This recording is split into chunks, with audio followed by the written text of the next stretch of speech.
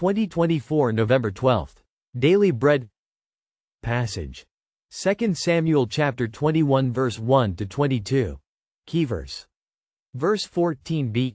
Title: David repaired a broken oath. During the reign of David, there was a famine for 3 successive years, so David sought the face of the Lord. The Lord said, "It is on account of Saul and his blood-stained house, it is because he put the Gibeonites to death." The king summoned the Gibeonites and spoke to them. Now the Gibeonites were not a part of Israel but were survivors of the Amorites. The Israelites had sworn to spare them, but Saul in his zeal for Israel and Judah had tried to annihilate them. David asked the Gibeonites, "What shall I do for you? How shall I make atonement so that you will bless the Lord's inheritance?" The Gibeonites answered him, "We have no right to demand silver or gold from Saul or his family, nor do we have the right to put anyone in Israel to death. What do you want me to do for you?" David asked.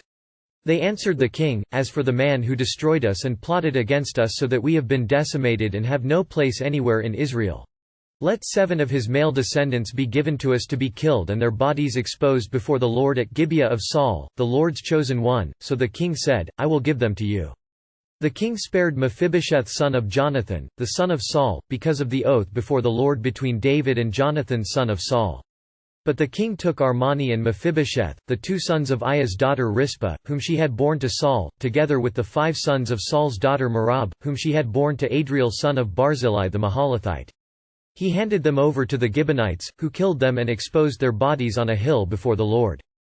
All 7 of them fell together. They were put to death during the first days of the harvest, just as the barley harvest was beginning. Rizpah daughter of Aiah took sackcloth and spread it out for herself on a rock.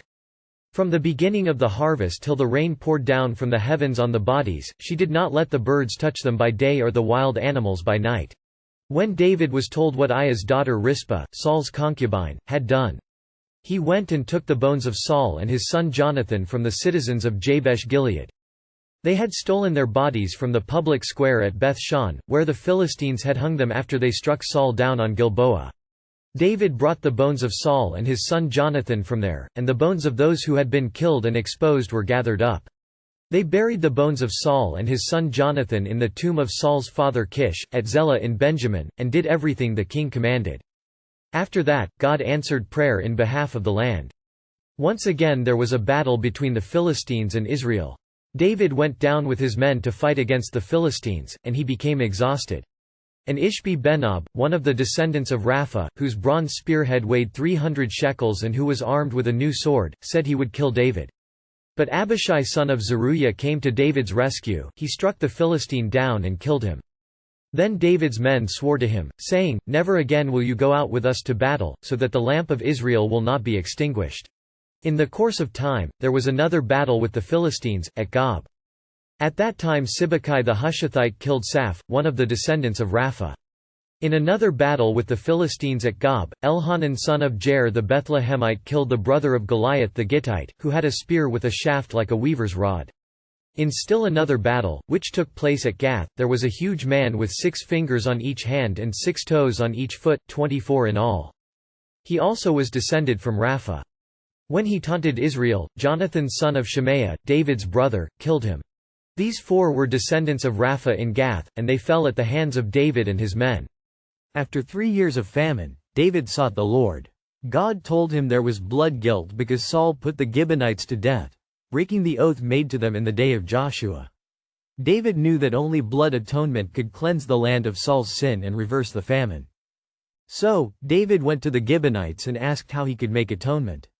They asked David to give them 7 of Saul's kin so that they could hang them before the Lord. David granted their request but saved Mephibosheth because of his oath to Jonathan. Later, after the deaths, David heard of Rizpah's devotion to the dead and took the bones of Saul, Jonathan, and the slain and properly buried them. Thus, David atoned for the sins of Saul and restored justice in Israel for the Gibeonites and the dead.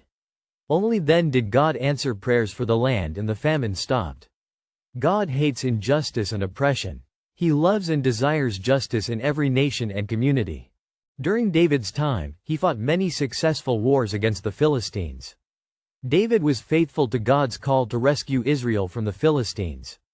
God used his mighty men to protect him, the lamp of Israel, and defeat 4 Philistine giants. Prayer. Lord, you are the God of love and justice.